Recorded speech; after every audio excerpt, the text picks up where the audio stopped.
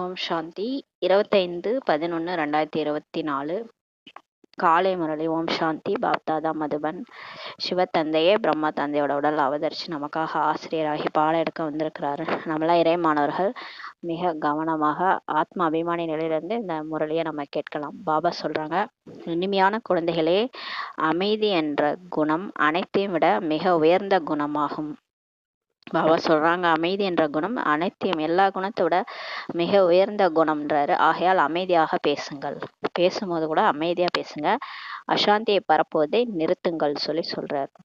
இந்த அசாந்திய நம்ம கோபமா பேசுறது, சத்தமா பேசுறது, அந்த மாதிரி அசாந்தி பரப்புறதெல்லாம் நிறுத்துங்கன்றாரு. கேள்வி: சங்கம யுகத்தில் தந்தையிடமிருந்து குழந்தைகளுக்கு எந்த ஆஸ்தி கிடைக்கிறது? குணங்கள் நிறைந்த குழந்தைகளின் அடையாளங்கள் என்ன? இப்போ சங்கம யுகத்துல பாபா வந்துட்டாரு. பாபா கிட்ட இருந்து குழந்தைகளுக்கு என்ன ஆஸ்தி கிடைக்குது? குணங்கள் நிறைஞ்ச குழந்தைகள் எப்படி இருப்பாங்க, அவங்க அடையாளம் எப்படி இருக்கும்னு சொல்றாரு. பதில்: முதலாவதாக கிடைக்கும் ஆஸ்தி பாபா கிட்ட இருந்து நமக்கு என்ன கிடைக்குதுன்னா இந்த ஞானம் தான் கிடைக்குது. இரண்டாவது பாயிண்ட், ஞானத்தை கேட்டோடனே நமக்கு அமைதி கிடைச்சிருது. இரண்டாவது அமைதி கிடைக்குது. மூணாவது குணங்கள் கிடைக்குது. எல்லா குணங்களும் கிடைக்குது. தூய்மை, சுகம், அன்பு, அமைதி, ஞானம், ஆனந்தம், குஷி, இது எல்லாமே நமக்கு கிடைக்குது. இது எல்லாமே குணங்கள். இந்த குணங்கள் தெய்வீக குணங்கள். இது எல்லாமே நமக்கு கிடைக்குது. இந்த குணங்கள் நிறைந்த குழந்தைகள் எப்படி இருப்பாங்கன்னா சதா குஷியாக இருப்பாங்க. அவங்க ஹாப்பியாவே இருப்பாங்க. யாருடைய அவகுணங்களையும் பார்க்க மாட்டாங்க. அவங்க எல்லாரோடையும் பழகுவாங்க. ஆனா எல்லார்கிட்ட இருக்கிற நல்லதை மட்டும் எடுத்துக்குவாங்க. அன்னப்பறவை மாதிரி அவகுணங்களே அவங்க பார்க்க மாட்டாங்கன்னு சொல்றாரு. யாரை பற்றியும் புகார் சொல்ல மாட்டாங்க. ஒருத்தவங்களை பத்தி இன்னொருத்தவங்கள்ட்ட போயிட்டு அந்த அவகுணங்களை பார்த்து அந்த அவகுணங்களை போய் மற்றவங்கள்ட்ட சொல்றது, இந்த மாதிரி யாரை பற்றியும் புகார் சொல்ல மாட்டாங்க. யாரிடத்தில் அவகுணங்கள் இருக்கின்றனவோ அவர்களிடம் சகவாசமே வைத்துக் கொள்ள மாட்டார்கள் சொல்றாரு. யாராவது ஏதாவது கூறிவிட்டால் கேட்டும் கேட்காது போல இருந்துவிட்டு தனது போதையில மகிழ்ச்சியில எப்பயுமே இருப்பாங்க. இந்த சங்கம யுகத்துல அவங்க எப்படி இருப்பாங்கன்னா, யாராவது ஏதாவது சொல்லிட்டா கூட, ஏதோ நம்ம கிட்ட இருக்க டிஃபெக்ட்ஸ் ஏதாவது சொன்னா கூட அவங்க கேட்கும் கேட்காது போல இருந்துட்டு அதுக்காக கவலைப்படாம துக்கப்படாம தன்னுடைய போதையிலே பாபா நம்ம கொடுத்துருக்க சுயமரியாதை அந்த மகிழ்ச்சியிலே அவங்க இருப்பாங்கன்னு சொல்றாரு. ஓம் சாந்தி. ஆன்மீக தந்தை ஆன்மீக குழந்தைகளுக்கு புரிய வைக்கிறார். ஒன்று, உங்களுக்கு தந்தையிடமிருந்து ஞானத்தின் ஆஸ்தி கிடைத்து கொண்டே இருக்கிறது. இப்ப பாபா நமக்கு சொல்றாரு, இப்ப நமக்கு பாபா கிட்ட இருந்து அந்த ஞானத்தினோட ஆஸ்தி கிடைச்சிட்டே இருக்கு. தந்தையிடமிருந்து குணங்களை கிரகித்து கொள்ள வேண்டும் பாபா சொல்றாரு. இப்ப நம்ம பாபா கூட பழகும் போதே அவர் எப்படி இருக்கிறாரு? அகங்காரி, நேற்று சொன்னார்ல, அகங்காரியா பணிவா இருக்கணும். அவரே சொல்றாரு, நான் உங்களுக்கு சேவகனா வந்திருக்கேன். அப்புறம் எப்பேற்பட்டவர் அவரே சொல்றாரு. அப்ப அவர்கிட்ட இருந்து அந்த குணங்கள் எல்லாம் கிரகிச்சுக்கணும். அவர் எவ்வளவு அன்பா புரிய வைக்கிறாரு. அன்பாலே நம்மளை மாத்துறாரு பாருங்க. ஏதாவது திட்டி மாத்துறாரா? நம்ம கலியுகத்துல நம்ம திட்டி இதை திட்டுவாங்க எதுக்கு எடுத்தாலும். ஆனா இவர் அன்பாலே நம்மளை மாத்துறாரு. அந்த மாதிரி பாபாட்ட எல்லாத்தையும் குணங்கள்லாம் கிரகிச்சுக்கங்கன்றாரு. பிறகு இந்த சித்திரங்கள்ல இருந்து லட்சுமி நாராயணனுடைய குணங்களையும் கிரகிச்சு கொள்ள வேண்டும். அப்புறம் இந்த படத்தை பாருங்க, எவ்வளவு அழகா இருக்கு. இந்த லட்சுமி நாராயணன் எவ்வளவு புன்சிரிப்பா, எவ்வளவு முக லட்சணமா இருக்கு பாருங்க. அவங்கள மாதிரி நீங்க அவங்கள்ட்ட இருக்கிற குணங்கள்லாம் கிரகிச்சுக்கணும்ன்றாரு. அமைதியின் கடல் என்ற தந்தை கூறப்படுகின்றார். இப்ப கடவுள் என்னன்னு சொல்றோம்? நம்ம சாந்தி கடல், அமைதி கடல்ன்றோம். ஆக அமைதியையும் தாரணை செய்ய வேண்டும். நம்ம அப்பா அமைதி கடலாகிறான், அப்ப நம்ம எப்படி இருக்கணும்? அப்ப நம்மளும் அமைதியை தாரணை செய்யணும். அமைதிக்காகத்தான் தந்தை இப்ப புரிய வைக்கிறார். ஒருவருக்கொருவர் அமைதியாக பேசிக்கொள்ளுங்கள். இப்ப நம்ம எதுக்காகனா, பாபா உலகத்துல அமைதியை ஸ்தாபனை செய்ய வந்திருக்கிறாரு. உலகத்துல எல்லாரும் அமைதி எப்படி ஏற்படும்ட்டு மாநாடுலாம் அமைக்கிறாங்க. ஆனா ஒரு தந்தை தான் அமைதியை ஏற்படுத்த முடியும். அவரே சொல்றாரு.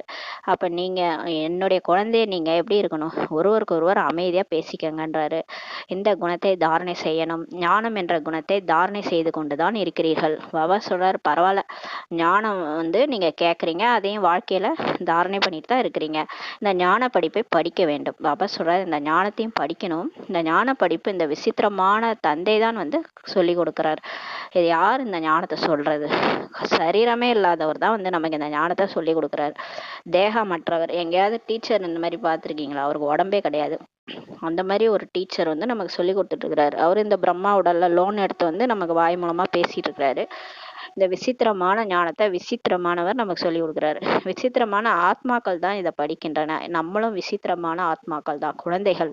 அந்த விசித்திரமானவருடைய குழந்தைகள் தான் நம்ம படிச்சுட்டு இருக்கிறோம்ன்றாரு. இது இங்கிருக்கும் புதிய விஷயமாகும் சொல்றாரு. இதனை வேறு யாருமே அறியவில்லை. இது உலகத்துல யாருக்குமே இதெல்லாம் தெரியாது. கிருஷ்ணரை போன்று தெய்வீக குணங்களையும் தாரணை செய்ய வேண்டும். நீங்க அமைதியாகவும் இருக்கணும். கிருஷ்ணரை பார்த்து அவர் எப்படி இருக்கிறாரு, அவரு வந்து அந்த பாம்பு மேல டான்ஸ் ஆடுறாரு, 5 விகாரத்தையும் ஆயிடுச்சு, அப்படியே ஆனந்தமா இருக்கிறாருல, அவரை மாதிரி தெய்வீக குணங்களையும் தாரணை செய்யணும். நான் அமைதியின் கடலானவன் ஆக இங்கு தான் அமைதியை ஸ்தாபனை செய்ய வேண்டும் என்று தந்தையை புரிய வைக்கிறார். சொல்றாரு, நான் வந்து அமைதி கடல்ன்றனால இங்கதான் நான் வந்து அமைதியா ஸ்தாபனை பண்ண போறேன். அசாந்தி அழிந்து போக வேண்டும். இப்ப உலகம் ஃபுல்லா எப்படி இருக்குது, ஒரே சண்டை சச்சரவு, கொலை கொலை, ஒரே சண்டை தான் நடக்குது, எங்க பார்த்தாலும் பிரச்சனை எழுது. அந்த மாதிரி இருக்கிற உலகத்துக்கு எதுக்கு வந்திருக்கிறாரு? சாந்தியை ஸ்தாபனை செய்ய தான் வந்திருக்கிறாரு. அசாந்தி அழிந்து போக வேண்டும் சொல்றாரு. எந்த அளவுக்கு நான் அமைதியாக இருக்கிறேன் என்று தனது நடத்தையை பார்த்து கொள்ள வேண்டும். இப்ப பாபாவுக்கும் நம்ம தானே உதவி செய்யணும். நம்மளை வச்சுதான் அமைதியை ஸ்தாபனை பண்ண போறாரு. நம்ம உள்ளுணர்வு மூலமா அமைதியை பரப்பணும். அப்ப எல்லாரும் பிகேஸும் அமைதியை பரப்பணும். அமைதியோட வைப்ரேஷன் உலகம் ஃபுல்லா பரவச்சுன்னா உலகமே அந்த வைப்ரேஷனா மாறிடும்ல. அப்ப நான் எப்படி அமைதியா இருக்கணும், அது மாதிரி உங்க நடத்தைய மாத்திக்கங்கன்றாரு. பல ஆண்கள் அமைதியை விரும்புபவர்களாக இருக்கிறாங்க. இப்ப ஆண்கள்லாம் பாத்தீங்கன்னா அமைதி தான் அவங்களுக்கு பிடிக்கும். அப்படியே அவங்க அப்படியே ரொம்ப பீஸ்ஃபுல்லா இருக்கணும்னு தான் விரும்புவாங்க. அமைதியாக இருப்பது நல்லது என்று நினைக்கிறாங்க. அமைதி என்ற குணம் மிக உயர்ந்ததாகும். பாபா சொல்றாரு பாருங்க, அமைதியா இருக்கிறது ரொம்ப நல்லதுன்றார். ஆனால் அமைதி எப்படி ஸ்தாபனையாகும், அமைதி என்பதன் பொருள் என்ன என்பதை பாரதவாசி குழந்தைகள் அறியவே இல்லைன்னு சொல்லி சொல்றாரு. ஏன்னா பாரதத்துல எதுக்கு எடுத்தாலும் கலவரம் கலவரம் கலவரம்னு ஆரம்பிச்சிரும்.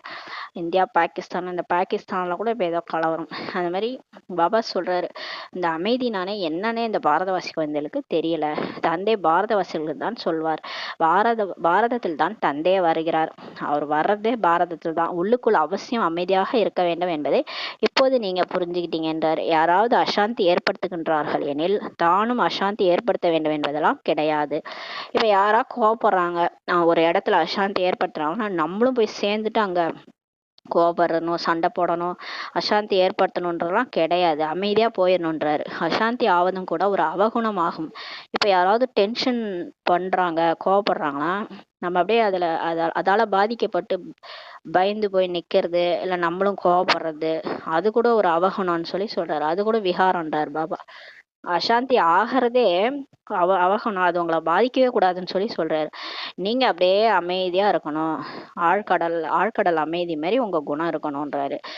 எது நடந்தாலும் அப்படியே சாந்தமா நீங்க இருக்கணும்னு சொல்லி சொல்றாரு. யாரும் உங்ககிட்ட வந்து கோவப்பட்டா கூட அவங்க மாறிட்டு போயிடணும் அப்படின்னு சொல்றாரு. அந்த மாதிரி அசாந்தி ஆகிறது கூட அவகுணம்ன்றாரு. அவகுணங்களை நீக்க வேண்டும். பாபா சொல்றாரு, இந்த மாதிரியான அவகுணங்களெல்லாம் நீக்கிருங்க. ஒவ்வொருவரிடமிருந்தும் குணங்களை கிரகித்து கொள்ள வேண்டும். இப்போ நீங்கெல்லாம் அன்னப்பறவை மாதிரி இல்லையா? அன்னப்பறவை தண்ணீரில இருந்து அந்த பாலை பிரிச்சு எடுக்குது பாருங்க. அது கல்லு அந்த ரத்தனம் ரெண்டு கொடுத்தா அது எது ரத்தனமோ அதை பிரிச்சு எடுக்கும். அந்த மாதிரி அதுக்கு ஒரு குணம் இருக்குது, பகுத்தறியும். அத மாதிரி நீங்க எல்லார்ட்டையும் இருக்கிற குணங்களை மட்டும் எடுத்துக்கோங்க. அவகுணங்கள் கண்டிப்பா இருக்கும். ஏன்னா இது கலியுகம்னால எல்லார்கிட்டையும் அவகுணங்கள் கண்டிப்பா இருக்கும். ஆனா அதே நல்ல குணங்களும் அவங்கள்ட்ட இருக்கும். அதுதான் தெய்வீக குணங்கள். அது கடவுளுடைய அனாதியில இருந்து வர குணம். அதை தேடி கண்டுபிடிச்சு அதை மட்டும் கிரகிச்சுக்கோங்க. இவங்க வந்து இந்த விஷயத்துல நல்லவங்களா இருக்கிறாங்களா, அவங்கள்ட்ட என்ன நல்லது இருக்குது அதை மட்டும் எடுத்துக்கோங்க, அதை மட்டும் பாருங்கன்றாரு. மற்ற அந்த கெட்ட குணங்கள்லாம் கிரகிக்காதீங்க, விட்டுடுங்கன்றாரு. அவகுணங்களின் பக்கம் பார்க்கவே கூடாதுன்னு சொல்றாரு. அதை பார்க்காதீங்க, பார்த்தும் பார்க்காதீங்க. ஏன்னா அது மாயா. அதை மனசுல போட்டீங்கன்னா அது உங்களுக்கு வந்துருன்றார். அசாந்திக்கான ஓசைகளை கேட்டு கொண்டிருந்தாலும் சுயம் அமைதியாக இருக்க வேண்டும். இப்போ ஒரே பிரச்சனை, சண்டை, கலவரம், உடனே போயிட்டு அது என்னன்னு பார்க்கணும்னு அவ்வளோ ஒரு ஆர்வம். பாபா சொல்றார், அந்த மாதிரி ஓசை கேட்டாலும் சுயம் நீங்க அமைதியாக இருக்கணும்ன்றார். ஏனெனில் பாபா மற்றும் தாதா இருவரும் அமைதியாக தான் இருக்கின்றனர். இப்ப அந்த அந்த யஜ்யத்தையே கொளுத்துனாங்க, நெருப்பு போட்டு கொளுத்துனாங்க. ஆனா பிரம்ம பாபா அமைதியா தான் இருந்தார். என்னன்னு சொன்னாரு பிரம்மா பாபா, இது போன கல்பம் இப்படிதான் நடந்தது, அதே மாதிரி நடக்குது, பாபா இருக்காரு பாத்துக்குவாருன்ட்டு அப்படியே அமைதியா இருந்தாரு. சிவபாபாவும் அமைதியா தான் இருந்தாரு. ஒருபோதும் தடுமாறுவதே கிடையாது. 2 பேரும் ஏதாவது தடுமாறுனாங்களா?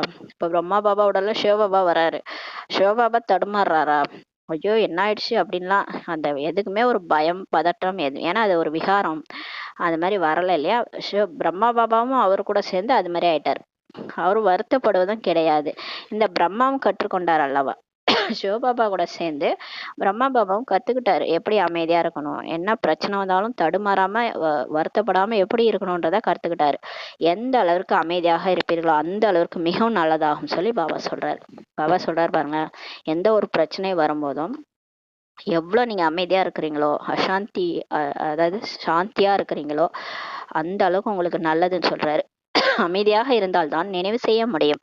பாபா சொல்றாரு, அமைதியா இருந்தாதான் பாபா நினைவுக்கு வரும். ஒரே பதற்றமா ஒரே பிரச்சனை, அது பிரச்சனையை பத்தியே சிந்திச்சுக்கிட்டு பதற்றமா இருந்தா பாபா நினைவு எங்க வரும்? பாபாவே நினைக்க மாட்டோம், மறந்துருவோம்.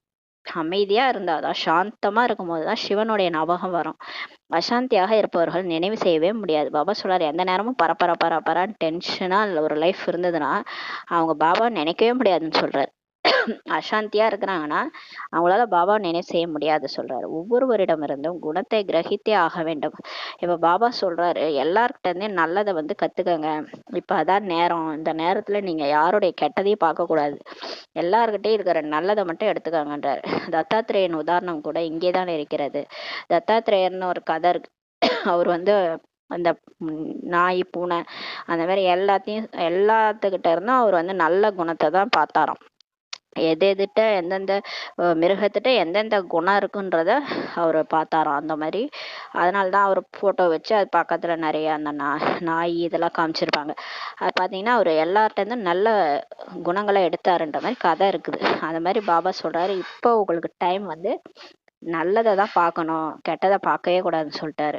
கெட்டதை பார்த்தீங்கன்னா சாத்தான் ஆயிடுவீங்க, நல்லதை பார்த்தீங்கன்னா தேவதை ஆயிடுவீங்க. அதனாலதான் பாபா சொல்றாரு, தேவதைகளை போன்று குணங்கள் நிறைந்தவர்கள் யாருமே கிடையாது. பாபா சொல்றாரு, இந்த சத்தியோக சொர்க்கத்துல தேவதைகள் இருந்தாங்க, அவங்கள மாதிரி தெய்வீக குணங்கள் நிறைஞ்சவங்க யாருமே உலகத்துல கிடையாது. ஒரே ஒரு விகாரம் தான் மூல காரணமாக இருக்கிறது, அதன் மீது நீங்கள் வெற்றி அடைந்து கொண்டிருக்கிறீர்கள். இப்ப எல்லா பிரச்சனைக்கும் காரணம் ஒரே ஒரு விகாரம் தான், காம விகாரம் தான். அதை தான் இப்ப நீங்க வெற்றி அடைஞ்சிட்டு இருக்கிறீங்கன்னு சொல்றாரு. அடைந்து கொண்டே இருக்கிறீர்கள், இப்ப நீங்க கொஞ்சம் கொஞ்சமா அடைஞ்சிட்டு இருக்கிறீங்கன்றாரு. கர்மேந்திரங்கள் மீது வெற்றி அடைய வேண்டும். முக்கியமா நம்ம இந்த கண், காது, மூக்கு, வாய், இந்த கர்மா செய்யக்கூடிய எந்திரியங்கள் இருக்குல்ல, இது பாபா கொடுத்ததே. கண்ணுனா நல்லதை பார்க்கறதுக்கு கொடுத்தாரு, காதுனா நல்லதை கேட்கறதுக்கு, வாயினா நல்லதை பேசுறதுக்கு, கை காலு வேலை செய்யறதுக்கு கொடுத்தாரு. ஆனா இது எல்லாம் சேர்ந்து என்ன பண்ணிருச்சு, கெட்ட ராவணன் வழியில போயிட்டு பாக்குறது தப்பா பாக்குறது, கேட்கறது தப்பா கேட்கறது, பேசுறத தப்பா பேசுறது, அங்கங்க போட்டு கொடுக்கறது, இந்த மாதிரி வேலையெல்லாம் செய்ய ஆரம்பிச்சிச்சு. இந்த கர்மேந்திரியங்கள் காது கை காலெல்லாம் அந்த அடிக்கிறது, உதைக்கிறது, எட்டி உதைக்கிறது, இதுக்கெல்லாம் யூஸ் பண்ண ஆரம்பிச்சிருச்சு இந்த கர்மேந்திரியங்கள். ஆத்மா தவறான வழியில நடந்து இந்த கர்மேந்திரியங்கள் இந்த மாதிரி செய்ய ஆரம்பிச்சிருச்சு. அதனால பாபா இந்த கர்மேந்திரியங்கள் மீது வெற்றி அடையணுன்றாரு. இப்ப ஆத்மா ராஜா சீட்ல உட்காந்து அதை நல்ல வழியில நடத்துங்க, கர்மேந்திரியங்களை சாந்தமாக்குங்க, குளிர்ச்சியாக்கி அதை நல்ல வழியில நடத்துங்க, நீங்க சீட்ல உட்காருங்கன்னு சொல்றாரு. அதன் மீது நீங்க வெற்றி அடையணும். அது இஷ்டத்துக்கு நீங்க போவாதீங்க. அது என்ன வாய் தானா பேசுது, அது இஷ்டத்துக்கு பேசிட்டு இருக்குது, அதை அடக்குங்கன்றாரு. மனசு புத்தி அடக்குங்க, எல்லாத்தையும் அடக்கி நீங்க சீட்ல உட்கார்ந்தீங்கன்னா எல்லாம் மாறிடும்ன்றாரு. அவகுணங்களை விட்டு விட வேண்டும். பாபா சொல்றாரு, இப்போதைக்கு நீங்க இந்த அவகுணங்கள்லாம் விட்டுறணும். விடலைன்னா நம்ம சொர்க்கத்துக்கு கேட்டுக்குள்ளேயே நுழையவே முடியாது, வெளியிலேயே நிக்க வச்சிருவாங்க. அதனால அவகுணங்கள்லாம் விட்டுடுங்கன்றாரு. பார்க்கவே கூடாது. நீங்க அவகுணங்களை நம்ம விட்டுட்டோம் சரி பரவாயில்லன்ட்டு நம்ம மத்தவங்க தானே செய்யறாங்கன்னு கூட பார்க்க கூடாது, பார்க்கவே கூடாதுன்றாரு. நடந்திருந்தாலும் யாராவது சண்டை போட்டிருந்தா கூட பார்க்கவே பார்க்காதீங்க, அப்படியே போயிட்டே இருந்துருங்க. அதுக்கும் நமக்கு சம்பந்தமே இல்லை. பேசவும் கூடாதுன்றாரு. அங்க போய் நீங்க பேசவும் கூடாது.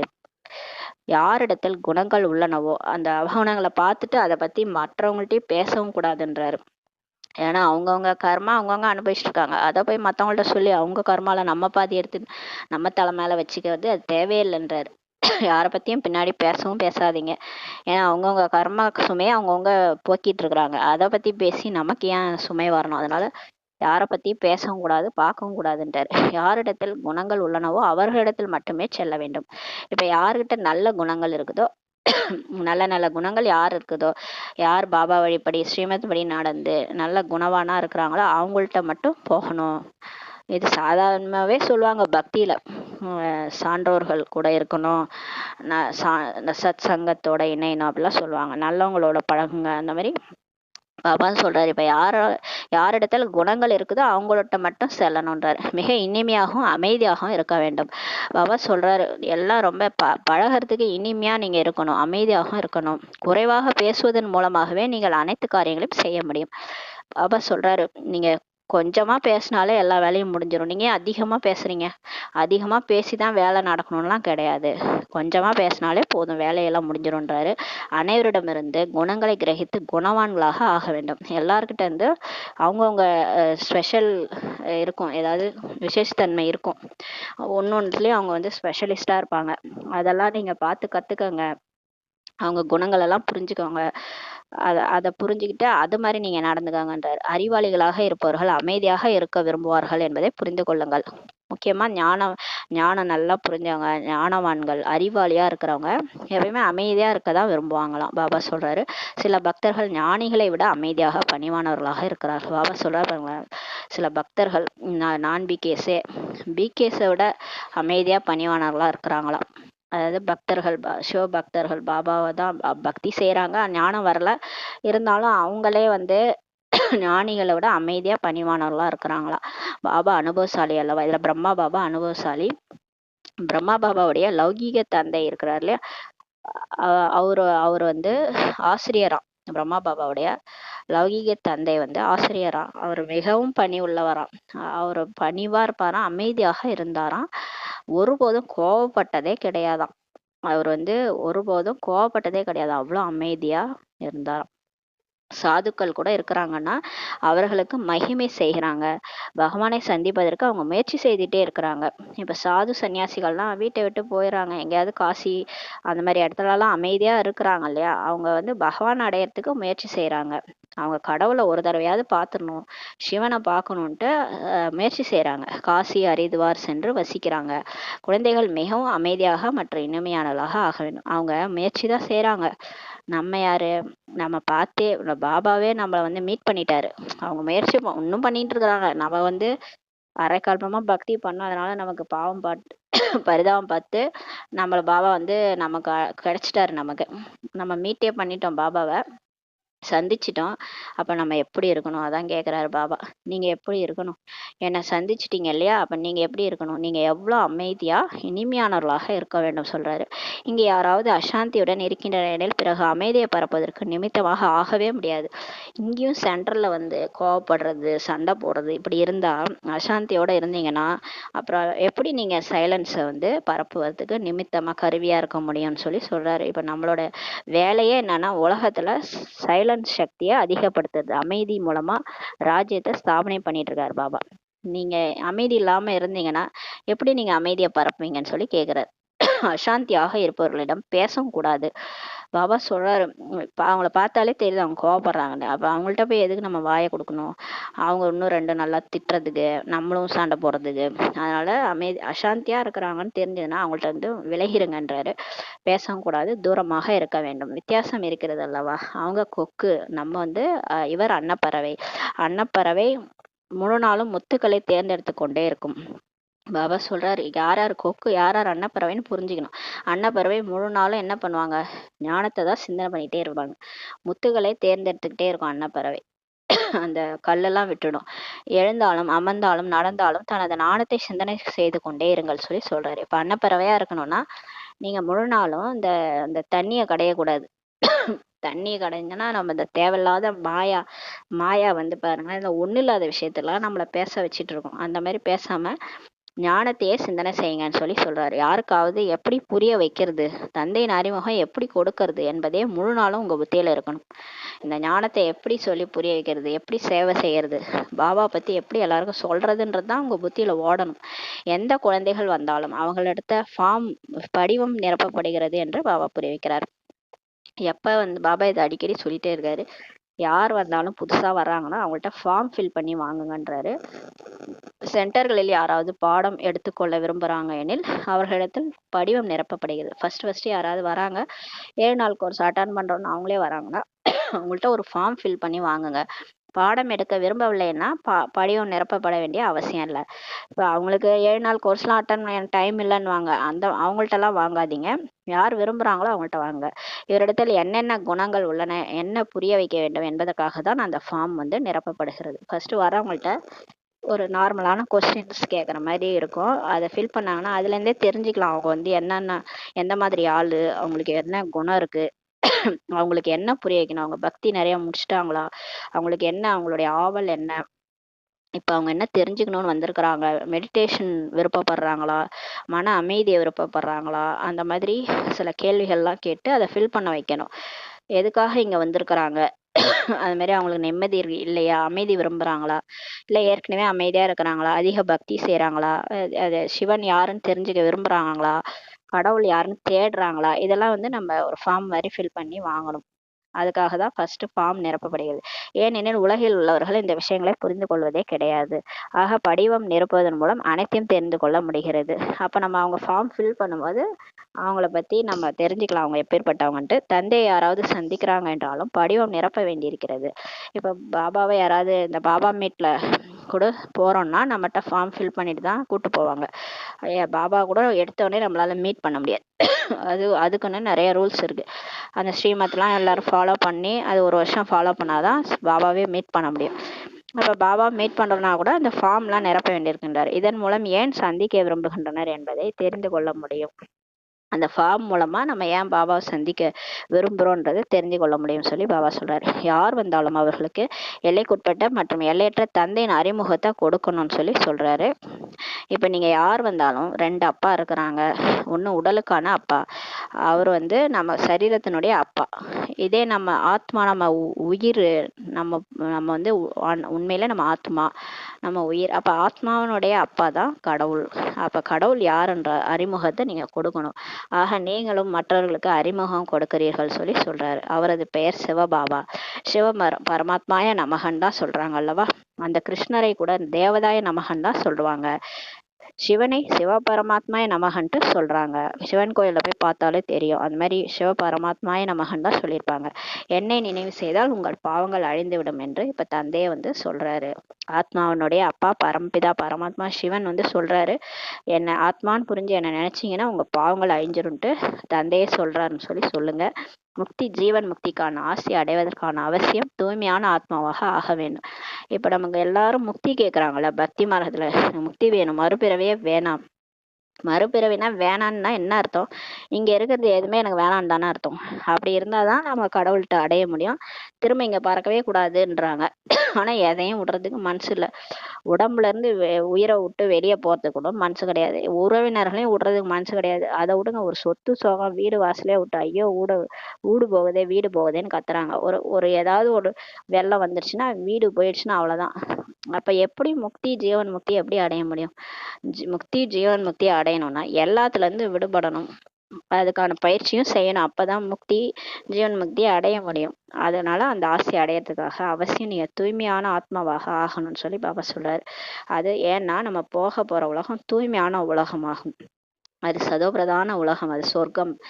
அங்கு செல்ல வேண்டும் என்றால் என்னை நினைவு செய்யுங்கள் என்று தந்தை கூறுகின்றார். இப்ப பாபா என்ன சொல்றாரு? ஒன்னும் சொல்லல, நீங்க இங்க எல்லாத்தையும் விட்டுட்டு காட்டுக்கு வந்துருங்க அப்படின்லாம் சொல்லல. நீங்க எங்க இருந்தாலும் இருங்க, எல்லாத்தையும் அனுப்பி வைங்க. ஆனா புத்தியை மட்டும் அதுல இருந்து எடுத்துருங்க. அது மேல அது இருந்தாதான் நான் வாழ்வேன் அப்படின்லாம் நினைச்சிட்டு எந்த ஒரு பொருளோ தேகதாரியோ நினைக்காம ஒரு பாபா மட்டும் நினைவு செய்யுங்கள். ஏன்னா அவரை நினைக்கும் போது கடைசியில அவர் நினைவு வந்துட்டா நம்ம அவர் கூடயே போயிடும். அதனால ஆத்மான்னு நினைச்சு கடவுளை நினைக்க மட்டும்தான் அவர் சொல்றாரு. நீங்க சொர்க்கத்துக்கு தூய்மையான உலகத்துக்கு போகணும்னா தூய்மையாகணும், மற்றும் அங்க போகணும்னா என்ன நினைவு செய்யுங்கள் தான் கடவுள் சொல்றார். இது மிகவும் எளிதாகும், ஈஸியாகும் சொல்றார் பாபா. யாராக இருந்தாலும் ஃபார்ம் நிரப்பிய பிறகு நீங்கள் பாடம் சொல்லி கொடுங்கன்றாரு. சொல்லி கொடுக்குறீங்க. முதல் நாள் நிரப்ப வையுங்கள். பாபா சொல்றாரு, ஃபர்ஸ்ட் டே வந்தவொடனே அவங்கள நிரப்ப வையுங்க. பிறகு 7 நாள் கோர்ஸ் எடுங்க. பிறகு புரிய வையுங்கள். அடுத்த நாளும் திரும்ப நிரப்ப வையுங்கள். திரும்ப இன்னொரு ஃபார்ம் கொடுத்து வேற கொஸ்டின்ஸ்லாம் ஃபார்ம் பண்ணி அதை நிரப்ப வைங்க. அப்போதுதான் நாம் அவர்களுக்கு என்ன புரிய வைத்தோமோ அதை நினைவில் வைத்திருக்கிறாரா இல்லையா என்பது தெரியும். இப்போ ஃபஸ்ட்டு டே ஒரு கோர்ஸ் எடுத்துகிட்டு அந்த கோர்ஸ் சம்மந்தப்பட்ட கேள்விகள் கேட்டு அதை அவங்கள ஃபில் பண்ணுற மாதிரி அடுத்த நாள் ஒரு ஃபார்ம் கொடுங்க. அவங்க எழுதின பிறகு நீங்கள் செக் பண்ணுங்கள். அப்போ தான் அவங்க எதாவது புரிஞ்சிட்டாங்க இல்லையான்னு தெரியுன்றாரு. 2 நாட்களின் படிவத்திலேயே வித்தியாசம் இருப்பதை நீங்கள் பார்க்க முடியும்னு சொல்லி பாபா சொல்கிறார். நிறைய ஐடியாலாம் கொடுக்குறாரு.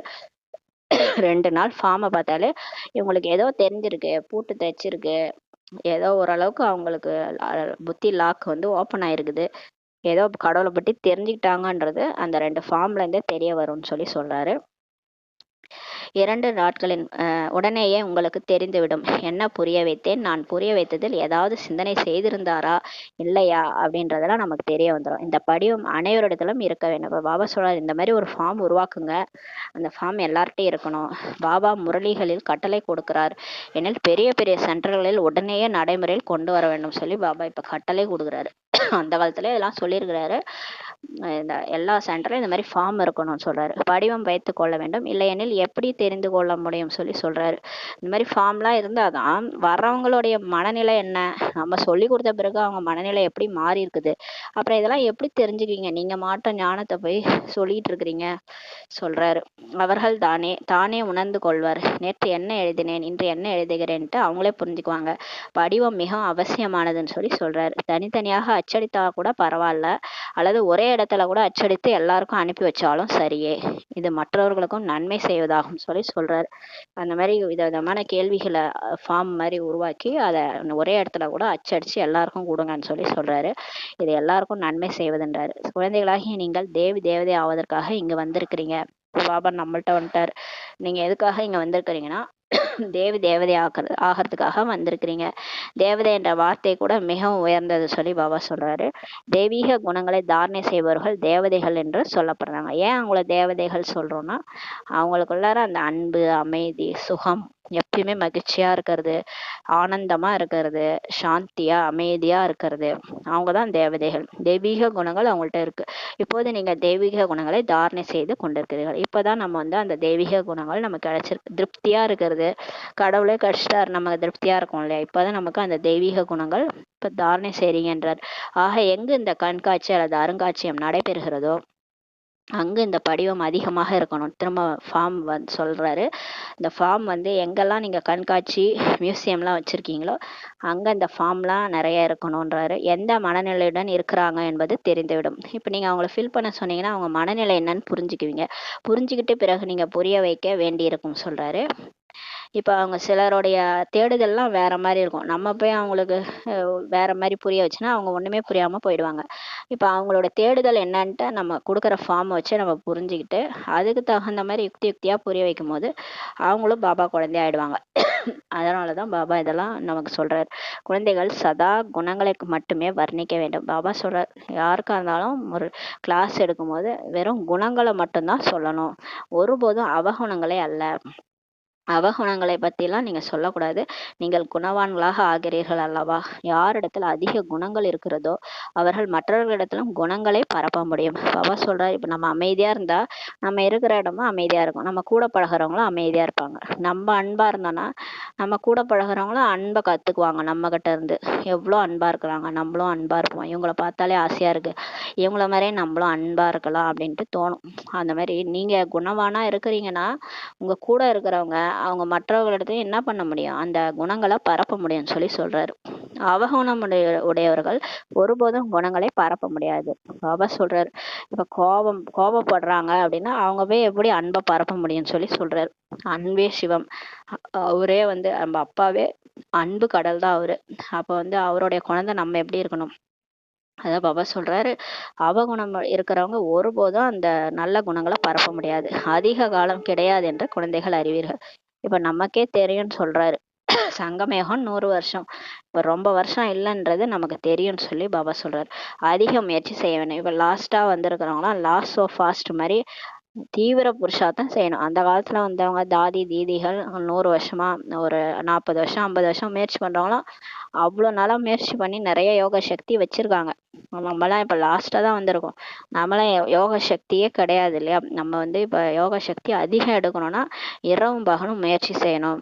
இரவும் பகலும் பாபாவை நினைவு செஞ்சாதான் அவ்வளோ சக்தி நம்மளால எடுக்க முடியும். அதனால பாபா வந்து அதிக முயற்சி செய்யணும்னு சொல்றாரு.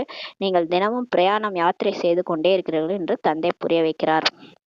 இப்ப நம்ம டெய்லி தான் பரந்தாமம் போயிட்டு வரோம், டெய்லி தான் பிரயாணம் யாத்திரை தான் பண்ணிட்டு இருக்கிறீங்கன்றாரு.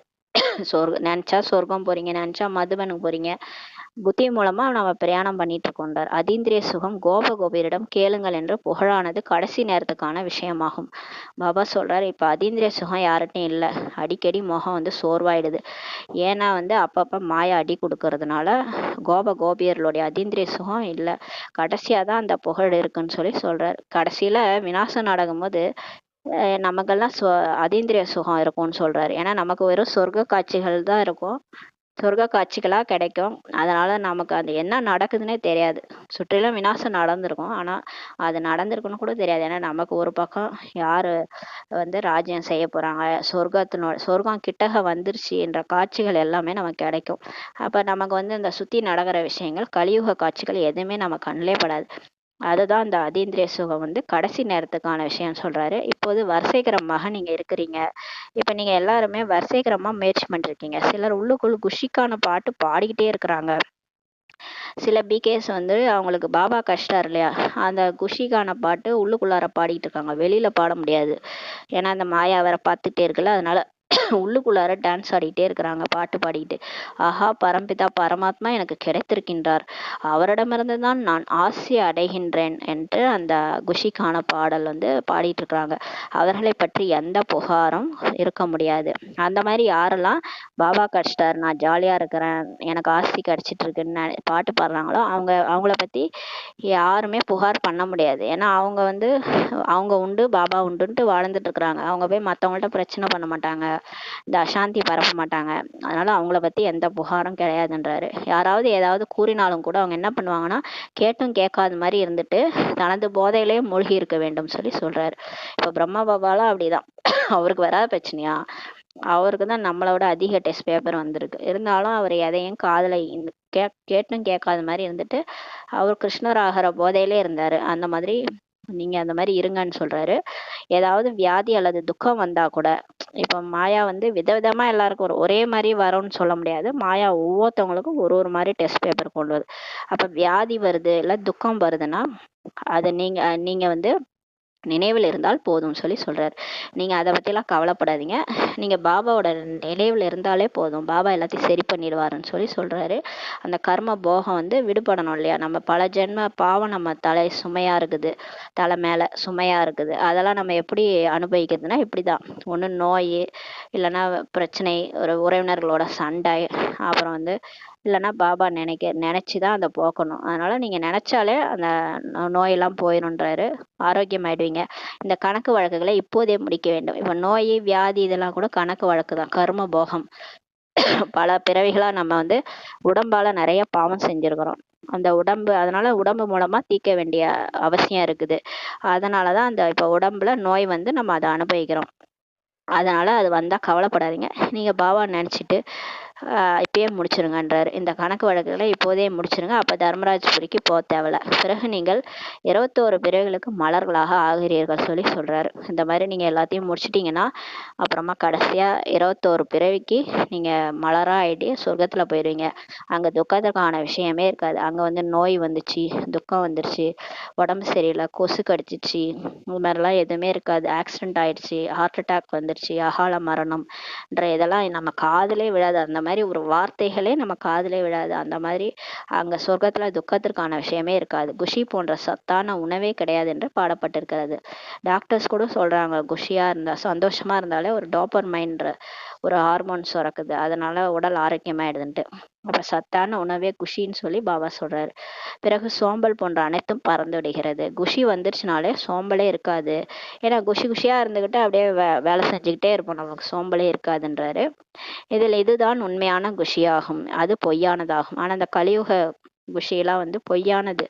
அத செல்வம் கிடைக்கிது, நகை கிடைத்தது எனில் குஷி அடைவாங்க. சிலருக்கு வந்து நிறைய காசு பணம் வந்தா ஆஹான்னு குஷி அடைவாங்க. நகை பணம் இதெல்லாம் கிடைச்சதுன்னா அவரை குஷி அடைவாங்க. அது அல்பகால குஷின்றாரு. இதுதான் உண்மையான குஷி. நம்மளுடைய குஷி தான் உண்மையான குஷின்றாரு. இது எல்லையற்ற விஷயமாகும் சொல்றாரு. நீங்கள் அளவற்ற குஷியுடன் இப்ப இருக்க வேண்டும். நம்ம பாருங்க, அளவற்ற குஷி நமக்கு 21 பிறவிக்கு ஆசை அடைய போறோம். சதா சுகமா இருக்க போறோம். அந்த மாதிரி ஒரு உலகத்துக்கு போக போறோம்னா எவ்வளவு குஷி இருக்கணும். நாம் 21 பிறவிகளுக்கு சதா சுகமானவர்களாக இருப்போம் என்பதை நீங்கள் அறிவீர்கள் சொல்றாரு. நான் என்ன ஆக போகிறேன் என்ற நினைவில் இருங்கள். பாபா சொல்றாரு, இப்ப இருக்கிற ஸ்டேஜை பார்க்காதீங்க. இப்ப நீங்க என்னவா இருக்கிறீங்க அதை பத்திலாம் கவலைப்படாதீங்க. நாளைக்கு நான் என்ன ஆக போறேன் அதை பாருங்கன்றாரு. பாபா என்று கூறுவதன் மூலம் துக்கம் தூர விலகிவிட வேண்டும் சொல்லி சொல்றாரு. எல்லாமே என்ன துக்கம் வந்தாலும் சரி பாபான்னு சொன்னா போதும், எல்லாம் ஓடி போயிருன்றாரு. இது 21 பிறவிகளுக்கான குஷி ஆகும். இப்போது இன்னும் சிறிது காலம்தான் இருக்கிறது சொல்லி பாபா சொல்றாரு. நாம் நமது சுகதாமத்திற்கு செல்வோம். இன்னும் கொஞ்ச காலம்தான், வந்துருச்சுன்றாரு. உடனே இப்போ சொர்க்கத்துக்கு போயிருவோன்றாரு. பிறகு வேற எதுவும் நினைவுக்கே வரக்கூடாது. அதுக்கப்புறம் உங்களுக்கு எந்த நினைவுமே வராது. இந்த கலியுக விஷயம்லாம் பார்த்தும் பார்க்காம இருங்கன்றார். இந்த பாபா தனது அனுபவத்தை சொல்கின்றார். பிரம்மா பாபாவும் சொல்றாரு, எவ்வளவு செய்திகள் வருகின்றன, தவறுகள் நடந்து கொண்டே இருக்கின்றன. பாபாவுக்கு நிறைய செய்தி வருதான், தவறு இன்னமும் நிறைய நடக்குதான். பாபாவிற்கு எந்த விஷயத்திலும் துக்கம் ஏற்படுறது கிடையாது. பிரம்மா பாபாவும் சரி, சிவபாபாவும் சரி, எது கேட்டாலும் அவங்களுக்கு துக்கமே வராது. கேட்பாங்க, நல்லது, இது நாடகம்ட்டு, இது ஒன்றும் பெரிய விஷயமே கிடையாது அப்படின்னு சொல்லி பாபா சொல்வாராம். நாம் அளவிட முடியாத பொக்கிஷத்திற்கு உரிமையாளர்களாக இப்ப ஆகிறோம் சொல்லி சொல்வாராம் பாபா. தனக்குள் உரையாடல் செய்வதன் மூலம்தான் குஷி ஏற்படும். பாபா சொல்றாரு, இப்ப எது நடந்தாலும் எதையும் பார்க்காதீங்க, பார்த்தும் பார்க்காம இருங்க. இது போன கல்பம், இது நாடகம், போன கல்பத்துல இப்படிதான் நடந்துச்சு, அதனால இப்பயும் அப்படி நடந்துச்சுன்னு விட்டுட்டு உங்க வேலையை பாருங்க. நீங்க உங்களுக்குள்ளார உரையாடல் பண்ணிக்கங்க. நான் அளவிட முடியாத பொக்கிஷத்திற்கு உரியவரா ஆயிட்டு இருக்கிறேன், அந்த குஷியில இருங்கன்றாரு. மிகவும் அமைதியாக இருப்பாங்க. அவர்களது முகம் மிகவும் குஷியாக இருக்கும். யாருக்கு இந்த மாதிரி நிச்சய புத்தி இருக்குதோ, யார் நல்ல நல்ல குழந்தைகளோ, அவங்க எப்பயுமே அமைதியா இருப்பாங்க. அவங்க முகம் கூட கவர்ச்சிகரமா இருக்கும், குஷியா இருக்கும். எப்பயுமே அவங்க முகம் குஷியா இருக்கும், ஆனந்தமா இருக்கும்ன்றாரு. உதவி தொகை கிடைக்கிறது எனில் முகம் எவ்வளவு குஷியாகி விடுகிறது. இப்ப கடவுளோட உதவி நமக்கு கிடைக்குது, ஸ்காலர்ஷிப் கிடைக்குதுன்னா முகம் எவ்வளவு குஷியாயிடும்னு சொல்லி சொல்றாரு. நீங்களும் இந்த லட்சுமி நாராயணன் போன்று சிரித்த முகத்துடன் இருப்பதற்காக முயற்சி செய்து கொண்டிருக்கிறீர்கள். இப்ப யாரெல்லாம் லட்சுமி நாராயணன் மாதிரி ஆகணும்னு நினைக்கிறாங்களோ அவங்களும் முயற்சி பண்ணிட்டு இருக்கிறாங்க. மாயா வந்தா கூட நம்ம முகம் கூட வாயிடக்கூடாது, நம்ம முகத்தை பார்த்து சோர்வா இருக்கிறாங்கன்னு சொல்லிடக்கூடாதுன்ட்டு சிரிச்ச முகத்தோட இருக்கிறோம் அப்படின்றதுக்கு முயற்சி செஞ்சிட்டு இருக்கிறீங்கன்னு சொல்லி சொல்றாரு. அவர்களிடத்தில் ஞானமே கிடையாது, உங்களிடத்தில் ஞானம் இருக்கிறதுனால குஷியுடன் இருக்க வேண்டும். பாபா சொல்றாரு, வெளி உலகத்துல இருக்கிறவங்க ஞானம் கிடையாது, அதனால அவங்க அழுகுறாங்க. உங்ககிட்ட எல்லாம் ஞானம் இருக்கு இல்லையா, ஞானம் இருக்கிறவங்க எப்படி இருக்கணும், குஷியில இருக்கணும்னு சொல்லி சொல்றாரு. சிரித்த முகத்துடன் இருக்க வேண்டும், என்ன நடந்தாலும் சரி குஷி போயிடக்கூடாதுன்றாரு. சிரித்த முகத்துடன் இருக்கணும்னு சொல்லி சொல்றாரு. இந்த தேவதைகளை விட நீங்கள் மிகவும் உயர்ந்தவர்கள். பாபா சொல்றார், பிராமணர்கள் நீங்க ஈஸ்வரனுடைய குழந்தைகள், நீங்க தேவதைகளோட மிக உயர்ந்தவர்கள். ஞான கடலான தந்தை நமக்கு எவ்வளவு உயர்ந்த ஞானத்தை இப்ப கொடுக்கிறாரு. அழிவற்ற ஞான ரத்னங்களின் லாட்டரியே இப்ப கிடைச்சிட்டு இருக்குது எனில் எவ்வளவு குஷியுடன் இருக்கணும்னு சொல்லி சொல்றாரு. இப்ப லாட்டரியே அடிக்குதுன்னா ஒருத்தவங்க எவ்வளவு குஷியா இருப்பாங்க. ஒரு 10 லட்ச ரூபா லாட்டரியில வந்துருச்சுன்னா எவ்வளவு ஒரு குஷி இருக்கும். ஐயோ அதை வாங்குறேன் இதை வாங்குறான். அந்த இப்ப அழிவற்ற ஞான ரத்னங்களோட லாட்டரி நீங்க எடுக்க போற அடுத்து எத்தனை பிறவி எடுக்க போறீங்களோ அத்தனைக்கும் உட்காந்து சாப்பிட்ற மாதிரி லாட்டரி அடிக்குதுன்னா அப்ப எவ்வளவு குஷியோட இருக்கணும். உங்களது இந்த பிறப்பு வைரம் போன்றது என்று பாடப்பட்டிருக்கிறது. இப்ப பாபாவுடைய குழந்தை ஆயிட்டோம்னாலே பணக்காரருடைய குழந்தை ஆயிட்டோம். அப்ப ஒரு பெரிய செல்வந்தரோட குழந்தைனா எப்படி இருக்கணும். அப்ப நம்மளோட பிறப்பே வைரம் போன்றதுட்டு பாடப்பட்டிருக்கிறது. ஞானம் நிறைந்தவர் என்று தந்தை தான் சொல்லப்படுகிறது, இந்த தேவதைகளை சொல்வது கிடையாது. ஞான கடன்ட்டு ஒரு சிவனுக்கு தான், மற்றவங்களாம் கிடையாது. பிராமணர்களாகிய நீங்கள் ஞானம் நிறைந்தவர்கள் எனில் உங்களுக்கும் ஞானத்தின் குஷி இருக்கிறது சொல்லி சொல்றாரு. ஒன்று தந்தை அடைந்த குஷி உங்களுக்கு இருக்குது, நமக்கு ஒரு குஷி பாபா கிடைச்சிட்டாரு, அது ஒரு குஷி. உங்களை தவிர வேற யாருக்கும் இந்த குஷி இருக்க முடியாதுன்றாரு. ஏன்னா அவங்களுக்கு கடவுள் யாருன்னே தெரியாது, பக்தி மார்க்கத்துல தேடிட்டு இருக்கிறாங்க. ஆனா நமக்கு இவர் கிடைச்சிட்டாருன்ற குஷி இருக்குது. பக்தி மார்க்கத்தில் உள்ளார்ந்த சுகம் இருப்பதே கிடையாது சொல்றாரு. பக்தியில கோயில் கோயிலா அலையிறோம், ஆனா எப்பயுமே அந்த அதீந்திரிய சுகம் இருக்கிறது கிடையாது. பக்தி மார்க்கத்தினுடையது செயற்கையான அல்பகால சுகமாகும் சொல்றாரு. அது அல்பகாலம் தான், இன்னைக்கு போவோம் கொஞ்சம் ஜாலியா இருக்கும், மறுநாளே துக்கம் வந்துடும். அது பக்தி, அதன் பேரே சொர்க்கம். ஆனா நமக்கு வந்து அளவற்ற சுகம் கிடைக்குது. நம்ம போற இடம் சொர்க்கம், சுகதாமம் ஆகும். அங்க அளவற்ற சுகம் இருக்குது, இங்க அளவற்ற துக்கம் இருக்கிறது. இங்க கலியுகம் அளவற்ற துக்கம்ன்றார். ராவண ராஜ்யத்தில் நாம் எவ்வளவு சீச்சி ஆகிவிட்டோம் என்பது இப்போது குழந்தைகள் அறிந்திருக்கிறீர்கள். இந்த மாயாவோட ராஜ்யத்துல நம்ம எப்படி சீச்சி ஆயிட்டோம்ன்ற நம்ம புரிஞ்சுக்கிட்டோம். சிறிது சிறிதாக நம்ம கீழே இறங்கி தான் வந்தோம். இது விஷக்கடலாகும். இப்போது தந்தை இந்த விஷக்கடல் வந்து நீக்கி உங்களை பார்க்கடலுக்கே அழைத்து செல்கிறார். குழந்தைகளுக்கு இங்கு மிகவும் இனிமையாக தோன்றுகிறது. நமக்கு வந்து சென்டருக்கு போனா முரளி கேட்கும்போது ஜாலியா இருக்குது, கேட்கும்போது நல்லா இருக்கு. பிறகு மறந்து விடுவதனால் என்ன நிலை ஏற்பட்டு விடுகிறது சொல்றார். தந்தை குஷிக்கான போதையை எவ்வளவு ஏற்படுத்துகிறார். கடவுள் வந்து நமக்கு வந்து பாடம் எடுத்து நமக்கு குஷி கொடுக்குறாரு, போதை ஏற்படுத்துறாரு. இந்த ஞான அமிர்தத்துக்காகத்தான் மகிமை இருக்கிறது. இந்த ஞான அமிர்தம், இதை தான் அமிர்தம்னு சொல்றோம். இந்த ஞானம் கேட்குறோம்ல, இதை வந்து அமிர்தம், கேள்வி செல்வம்னு சொல்லுவாங்க. செல்வத்தில் எல்லாம் தலைன்னு சொல்லுவாங்க. அந்த இது வந்து மகிமை இதுக்கு தான் இருக்குது. ஞான அமிர்த பானத்தை குடித்து கொண்டே இருக்க வேண்டும் சொல்லி பாபா சொல்றார். இந்த ஞானத்தை நீங்க படிச்சுக்கிட்டே இருக்கணும். இது அமிர்தம், இதை குடிச்சிட்டே இருக்கணும். இதைதான் இந்த தேவேந்திரன் வந்து பானம் கொடுத்தாரு, அந்த அமிர்தம் குடிச்சிட்டே இருந்தாரு அப்படின்னு சொல்லுவாங்க. அத தேவேந்திரன் இப்போ சிவபாபா தான், அவர் தான் வந்து நமக்கு இந்த ஞான அமிர்தத்தை கொடுத்துட்டு இருக்கிறாரு. இங்கு உங்களுக்கு மிகுந்த போதை ஏற்படுகிறது சொல்றார். பிறகு வெளியில் சென்றதும் அந்த போதையே குறைந்து விடுகிறது. நமக்கு நல்லா சென்ட்ரல முரளி கேட்கும்போது ஆண் தலையாட்டிட்டு ஊன் நல்லா கேட்போம். வெளியே வந்தவொடனே அந்த மாயா வந்து அந்த போதையை வந்து இறக்கி விட்டுருதுன்றாரு. பாபா சுயம் உணர்கின்றார். இங்கு குழந்தைகளுக்கு நல்ல உணர்வு ஏற்படுகிறது. பிரம்மா பாபா உணர்றாரு, இங்க நல்லா இருக்கிறாங்க, நாம் நமது வீட்டுக்கு செல்கிறோம், நாம் பாபாவின் ஸ்ரீமத் படி ராஜ்யத்தை ஸ்தாபனை செய்து கொண்டிருக்கிறோம், நாம் பெரிய போர் வீரர்களாக இருக்கிறோம்ன்ற அந்த உணர்வுலாம் ஏற்படுது. இந்த அனைத்து ஞானம் புத்தியில் இருக்கிறது சொல்லி பாபா சொல்றாரு. இதன் மூலம் தான் நீங்கள் அந்த அளவிற்கு பதவி அடையிறீங்க. பாபா சொல்றாரு, இந்த ஞானம்லாம் உங்க புத்தியில இருந்தாதான் நீங்க வந்து அந்த அளவுக்கு பதவி அடையிறீங்க. கற்பிப்பது இங்க யார் என்பதை பாருங்கள். நமக்கு சொல்லி கொடுக்கறது யாரு, எப்பேற்பட்டவர் வந்து நமக்கு சொல்லி கொடுத்துட்டு இருக்கிறாரு. கடவுளே வந்து சொல்லி கொடுத்துருக்காரு. எல்லையற்ற தந்தை அனைத்தையும் கூறி விடுகின்றார். நமக்கு எல்லாத்தையும் சொல்லிடுறாரு. எதையாவது மறைச்சு வைக்கிறாரா? எதையும் ஒளிவு மறைவே கிடையாது. இந்த மூடி மறைக்கிற பழக்கம்லாம் கடவுளுக்கு கிடையாது. எல்லாத்தையும் சொல்லிடுறாரு. ஆக குழந்தைகளிடத்தில் எவ்வளவு குஷி இருக்க வேண்டும். பாபா சொல்றாரு, நான் எல்லாத்தையும் உங்களுக்கு சொல்லிட்டேன் இல்லையா, அப்ப எவ்வளவு குஷி இருக்கணும். மற்றவர்களுக்கும் குஷியை கொடுக்க வேண்டும் என்ற உள்ளத்தில் வர வேண்டும் சொல்றாரு. இப்ப நீங்க தெரிஞ்சுக்கிட்டீங்க இல்லையா, மற்றவங்களுக்கும் போய் சொல்லுங்களேன். எவ்வளவு பேர் கஷ்டப்பட்டுட்டு இருக்கிறாங்க, எல்லாருக்கும் சொல்லுங்கன்றார். ராவனுடையது சாபமாகும் மற்றும் தந்தையினுடையது ஆஸ்தி கிடைக்கின்றது சொல்றார். ராவணின் சாபத்தின் மூலம்தான் நீங்க எவ்வளவு துக்கம் அசாந்தியானவர்களாக ஆகிட்டீங்க. இந்த மாயா ராவணன் தான் நம்மளை தவறு செய்ய வச்சு எல்லார்கிட்ட இருந்து சாபம் வாங்கி கொடுத்துருச்சு இல்லையா. எவ்வளவு துக்கம் அசாந்தி, அவனாலதான் அப்படி ஆயிட்டோம்னு சொல்றாரு. பல கோபியர்களுக்கு சேவை செய்ய வேண்டும் என்று உள்ளம் இருக்கிறது. நிறைய பிரதர்ஸ்க்குலாம் ஆசையா இருக்கு சேவை செய்யணும்ட்டு, ஞானத்தை சொல்லணும், புரிய வைக்கணும் அப்படின்னு ஆசை இருக்குது. ஆனால் கலசம் தாய்மார்களுக்கு தான் கிடைக்கிறது. ஆனா பாபா மாதாஸ் தலையில தான் கலசத்தை வைக்கிறாரு. அவங்களதான் ஞானத்தை சொல்ல வைக்கிறாரு. சக்தி சேனை அல்லவா, ஏனென்றால் சிவசக்தி சேனைன்னு தான் பாடப்பட்டிருக்குது இல்லையா. அதனால மாதாஸ் தலையில கலசம் வைக்கிறாரு. வந்தே மாதரம் என்று தான் பாடப்பட்டிருக்கிறது. நமக்கு வந்தே மாதரம் தான் பாடியிருக்கணும். மாதாஸ்க்கு தான் வந்தே மாதரம்ட்டு பாடப்பட்டிருக்கு. கூடவே வந்தே மாதரம் என்று இருக்கவே இருக்கிறது. ஆனால் பெயர் தாய்மார்களுக்கு தான் இருக்கிறது சொல்றார். முதலில் லட்சுமி, பிறகுதான் நாராயணன். லேடிஸ் ஃபர்ஸ்ட்னு சொல்லுவாங்களா, அந்த மாதிரி முதல் லட்சுமி தான், பிறகுதான் நாராயணன். முதலில் சீதை, பிறகுதான் ராமன் பாபாவே சொல்றாரு. இங்க முதலில் ஆண்களின் பெயர், பிறகு பெண்ணின் பெயரை எழுதுறாங்க. இந்த கலியுகத்துல பாருங்க அப்படியே உல்டாவா இருக்கும். ஃபர்ஸ்ட் ஆணின் பெயர், அப்புறம் பெண்ணின் பெயர் எழுதுறாங்க. அது கிடையாதுன்றாரு. இது விளையாட்டும் அல்லவா. தந்தை அனைத்தையும் புரிய வைக்கிறார். இப்ப கடவுள் வந்து எல்லாத்தையும் நமக்கு புரிய வைக்கிறார். பக்தி மார்க்கத்தின் ரகசியத்தையும் நமக்கு புரிய வைக்கிறார்.